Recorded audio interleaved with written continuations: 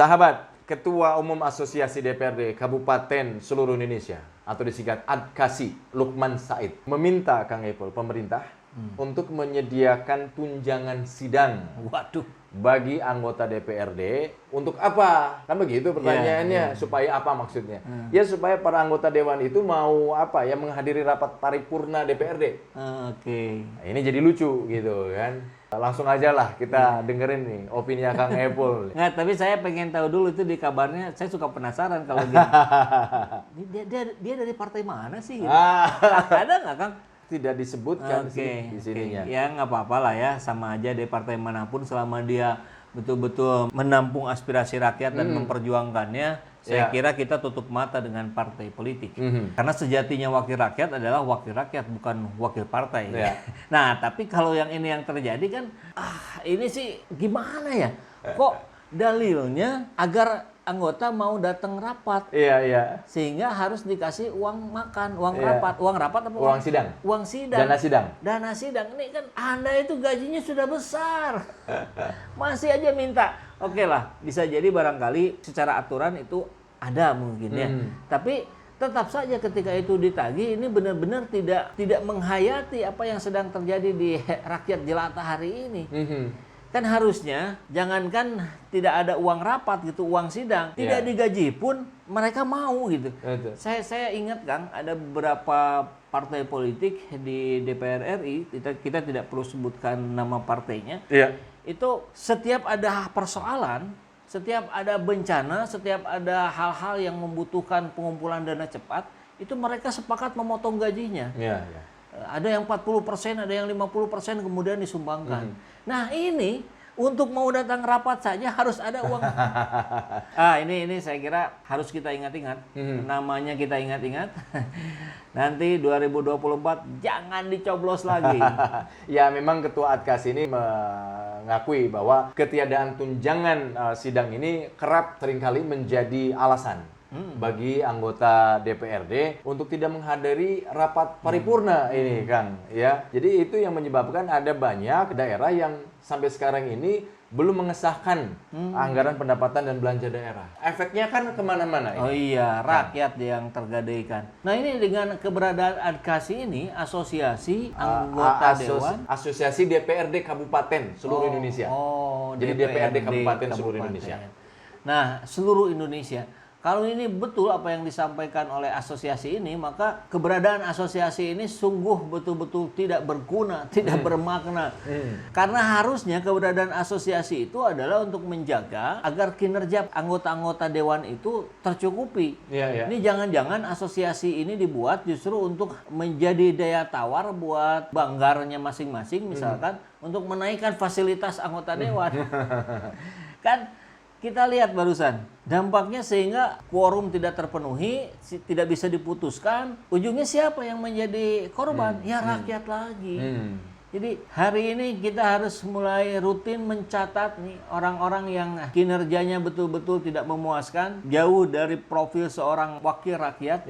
Itu harus kita catat, kita ingat, dan kita sebarkan pada sahabat-sahabat semua, pada semua netizen agar jangan dicoblos lagi lah. Ini malah ada sekitar 101 kabupaten ini, Kang Epul, yang sampai berita ini dikeluarkan, dimunculkan, itu belum mengesahkan APBD-nya. Gara-gara itu mungkin salah satunya mungkin ya. Salah satunya. Tapi kalau salah satunya menjadi yang terbesar, wah ini aduh. Itu salah satunya. Salah lainnya itu adalah mempersoalkan uang perjalanan dinas anggota DPRD ini disamakan dengan ASN gitu, Kang Epul, sebagaimana diatur dalam peraturan presiden. Kalau nggak salah itu nomor 33 tahun 2020 soal standar harga satuan regional itu, Kang Epul. Barangkali dia ingin dilebihkan karena bawa asisten, bawa staf ahli, bawa staf khusus. Saya tahu beberapa anggota dewan itu sebetulnya tidak bisa bekerja, Kang. Yang bekerja itu ya staf-stafnya tadi. Gitu. Anggota dewannya sih jadi wayang doang gitu di depan gitu. Nah, kalau profil para anggota dewan seperti ini, apa yang bisa kita harapkan dari perwakilan rakyat untuk negara ini? Saya kira nggak ada. Jadi apakah ini menjadi anggota dewan itu untuk mencari nafkah ataukah untuk menyampaikan aspirasi masyarakat? Ya, makanya sebetulnya kan tadinya kan dulu juga ini pernah kita bahas bahwa anggota dewan itu haruslah orang yang sudah mapan secara ekonomi. Ya. Jadi tidak ada lagi harapan tambahan pendapatan dari posisinya sebagai anggota dewan. Tadinya kita menggambarkan begitu tuh dulu beberapa tahun yang lalu pernah kita bahas. Karena kalau dia masuk sebagai anggota dewan nggak punya duit, ya wajar saja kalau fokusnya bagaimana mencari duit sebanyak-banyaknya sebagai posisi anggota dewan. Ya. Tapi ternyata makin kesini kita juga lihat banyak anggota dewan yang sudah sangat kaya, punya perusahaan besar di berbagai bidang, transportasi, migas, minerba dan sebagainya. Tetap saja rakus gitu, tetap saja mempersoalkan hal-hal yang seperti ini. Jadi nampaknya sih bukan soal pengusaha atau bukan pengusaha yang jadi anggota dewan ya. Bukan kaya tidak kaya. Kaya gitu. atau tidak kaya. Tapi karakter itu. Iya. Karakter kesederhanaan, karakter kejujuran, ini yang harus menjadi syarat orang menjadi anggota dewan. Bukan sekedar yang raihan suaranya terbanyak. Nah, masalahnya kan barangkali pertanyaannya begini, itu sebagaimana? Kan demokrasi dengan pemilu ya dihitungnya dari suara. Maka peran partai saya kira di sini yang punya posisi yang sangat besar untuk menentukan dia jadi caleg atau enggak, itu melalui sebuah seleksi karakter tadi. Seleksi karakter itu bisa dilihat melalui psikotes, Kang. Jadi psikotes bisa menggambarkan, bisa menerka, bisa memprediksi apa yang akan dia lakukan di kemudian hari. Dari perilaku dia hari ini ke belakang. Ada proses assessment yang sangat luar biasa, itu sudah banyak dipakai di perusahaan-perusahaan swasta. Di BUMN juga banyak dipakai. Tapi sayangnya beberapa memang sudah dimanfaatkan, difungsikan dengan benar, sehingga yang terpilih adalah orang-orang yang punya kapasitas dan kapabilitas yang sesuai. Tapi ada juga yang data dari assessment itu tidak dijadikan perhitungan gitu. Assessment per orang bayar 4-10 juta, Kang. Tapi datanya tetap diabaikan gitu. Karena yang lebih berperan adalah jalur kolusi misalkan. Ya sama saja kalau politik uang di dalamnya. Jadi agak sulit ya, bisa dibilang seperti itu Kang Epul, untuk mendapatkan para wakil rakyat yang mempunyai karakter baik dan kuat.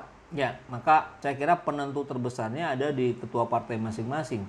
Yang memang kalau Anda memang menjadi ketua partai ingin menjadi bagian yang memberikan kebaikan untuk negeri ini, saya kira cara-cara pengetesan, assessment untuk mengukur kepribadian, mengukur karakter itu harus dilakukan dan difungsikan betul-betul. Apakah ini menjadi salah satu dampak dari politik transaksional, Kang Epul? Maksudnya politik transaksional itu ketika seseorang ingin mencalonkan sebagai dewan, anggota dewan gitu kan, masuk ke partai, kemudian ya udah kamu berani berapa begitu. Yang terjadi malah seperti itu gitu. Jadi ada beberapa anggota dewan yang tidak punya uang, kemudian dia bisa terpilih, kemudian kita duga dia betul-betul dikenal oleh masyarakat sebagai orang baik dan mereka dipilih. Ternyata didanai sama sponsor, sama cukong. Artinya ada utang lah ya. Nah, ujungnya ya itu tadi, setelah jadi dia harus balikin modal. Iya.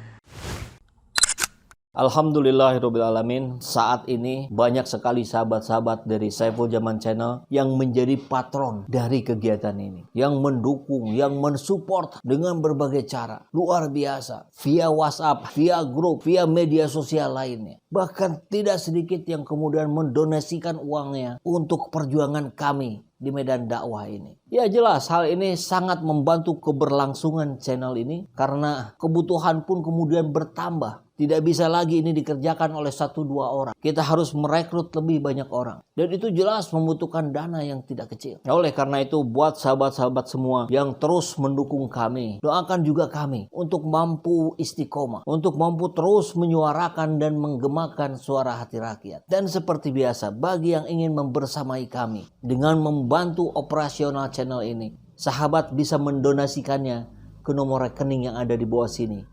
Dan silakan untuk mengkonfirmasikannya ke nomor yang ada di sini.